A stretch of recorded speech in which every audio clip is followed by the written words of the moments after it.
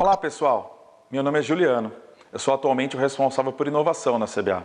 E dentro desse nosso diálogo, nós vamos transitar um pouco sobre as conexões entre questões técnicas desse mundo, assim como conexões pouco prováveis ligadas às ciências sociais. Dentro dessa minha jornada, uma das coisas que mais me inquietam é que a palavra inovação basicamente virou uma panaceia dentro de grande parte das empresas mais tradicionais, que tendem a entendê-la como a resolução de todos os maus do ponto de vista de geração de valor. Nós vemos parte dessas grandes empresas, por um lado, bastante assustadas com o movimento das startups, assim como basicamente vivem um conto de fadas tentando acompanhar case daquilo que acontece em grandes empresas de tecnologia, como por exemplo o Google. Mas no final da história, a minha percepção é que essas grandes empresas estão perdendo o pano de fundo principal, o principal motivador dessa transformação que está acontecendo na economia e nos negócios. E basicamente, não é simplesmente encontrar soluções reformando o espaço de integração dos empregados e dos funcionários ou,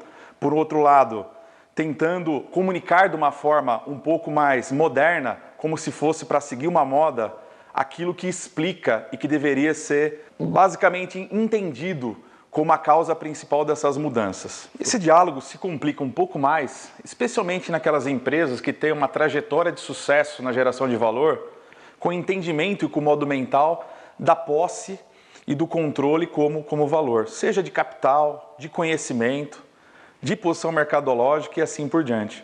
Mas às vezes nós não nos damos conta de que muito desse modo mental é oriundo do período do pós-guerra, onde escassez era o modo de interpretar o mundo.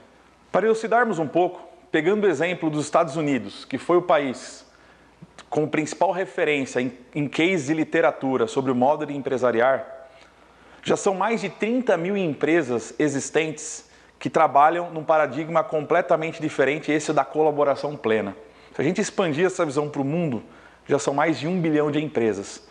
Eu poderia citar famosos clichês como Uber, Airbnb, mas me provoca muito mais entender e trazer cases, por exemplo, como o da Mosaicon, uma empresa de poucos funcionários localizada numa ilha remota da Sicília, no meio do Mediterrâneo, onde ela vem transformando o modo de gerar conteúdo de comunicação para as empresas, trabalhando com grandes multinacionais. Como pode uma empresa tão pequena, num lugar tão remoto, fazer essa verdadeira transformação no mundo da comunicação, da publicidade? Ou ainda, podemos pegar um outro caso, o da região de Haifa, numa fronteira remota e bélica entre Israel e Líbano, onde várias novas empresas vêm revolucionando o modo de se produzir nas mais diferentes cadeias, com soluções tecnológicas. Ou ainda, trazendo mais a realidade aqui para o Brasil. Eu poderia muito bem tentar trazer alguns exemplos das fintechs, outras empresas do mundo do TI, que são naturais de serem percebidas em grandes metrópoles como São Paulo. Mas muito mais me provoca a verdadeira evolução que está acontecendo em cidades como Rio Verde, em Goiás, ou Lucas do Rio Verde e Rondonópolis, no Mato Grosso, onde, na acepção da palavra, empresas vêm brotando a todo dia e revolucionando a maneira de fazer o agronegócio. Mas o que vem causando essa transformação na organização dos modelos de negócio? Por que empresas novas ou tradicionais vêm se reorientando com novos propósitos e novas estruturas organizacionais e por isso vêm crescendo como cogumelo em termos de geração de valor? A causa principal, ou uma das causas principais, é que o avanço dos padrões tecnológicos possibilitou a comunicação e a integração infinita entre todos, em todos os cantos do mundo. E isso nos remete de volta à essência da natureza humana, que é da criatividade, da colaboração e da integração. Se a gente extrapolar um pouco mais esse conceito e olhar por um prisma um pouco mais tecnológico, esses avanços também estão nos possibilitando de dialogar e integrar todos os nossos processos produtivos e industriais, assim como nos integrar em todo o elo da cadeia de valor dentro de um setor econômico. E tudo isso traz implicações profundas nas empresas que buscam longevidade, onde o contexto da posse como valor de bens de capitais, o capital em si, conhecimento e informação, passa a ter que se reenquadrar dentro desse novo contexto onde abertura, colaboração e integração é o fator principal de sucesso.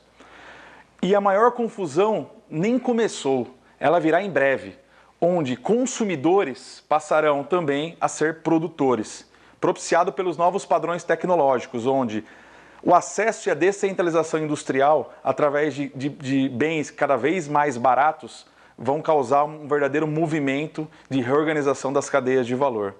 Portanto, esse modo mental onde o comando e controle é o gerador de valor, vai passar a ter que se reenquadrar nesse novo contexto onde integração, colaboração e abertura é o verdadeiro elemento motriz de valor.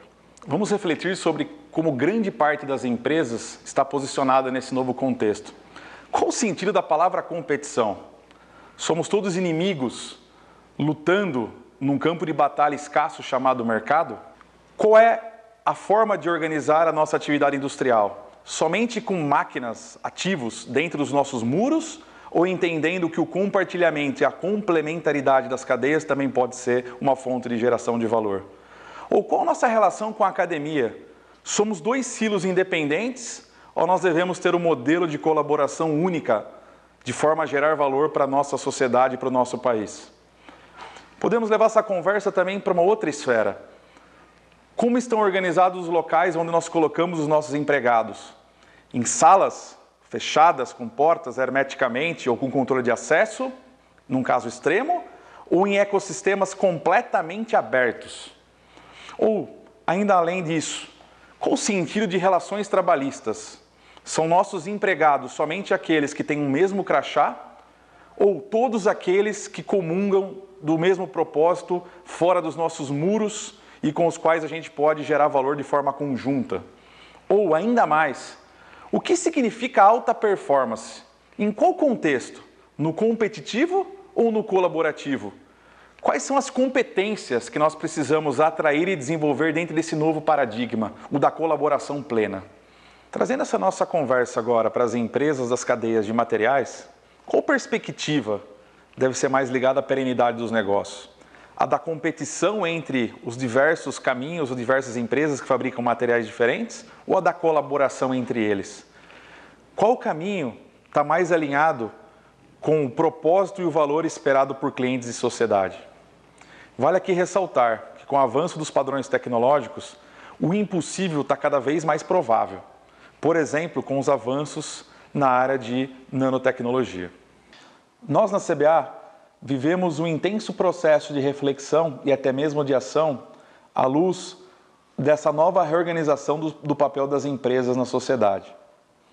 Sempre respeitando o nosso DNA e a nossa tradição ligada e nascida através da produção do alumínio. Por exemplo, na frente de desenvolvimento de novas soluções e novos produtos, nós temos já casos interessantíssimos de soluções mais inteligentes, seja do ponto de vista de segurança industrial, sustentabilidade ou de maior propósito de valor para os nossos clientes e até mesmo para a sociedade, somente encontrada na colaboração com a cadeia de outros materiais, como o aço e o plástico. Isso reforça a nossa crença de que a transparência, a colaboração genuína e a ética geram mais oportunidades do que ameaças. Um outro exemplo é também que na frente de desenvolvimento de soluções inovadoras para as nossas operações, mais recentemente nós tomamos a decisão de dar passos em termos de maior integração com um ecossistema aberto de inovações, entendendo que por mais que nosso legado e a nossa competência seja valiosa, essa conexão com todos os atores é muito mais poderosa. E também vale ressaltar que a CBA já possui, naquilo que nós chamamos de os 4 eixos de cultura da CBA do futuro, o trabalho em equipe e a colaboração como um dos pilares. Portanto, fica aqui o meu convite para todos vocês, para que nós reflitamos sobre a estrutura dos modelos de negócio que vão levar à nossa perenidade. E aqui o meu muito obrigado pela atenção.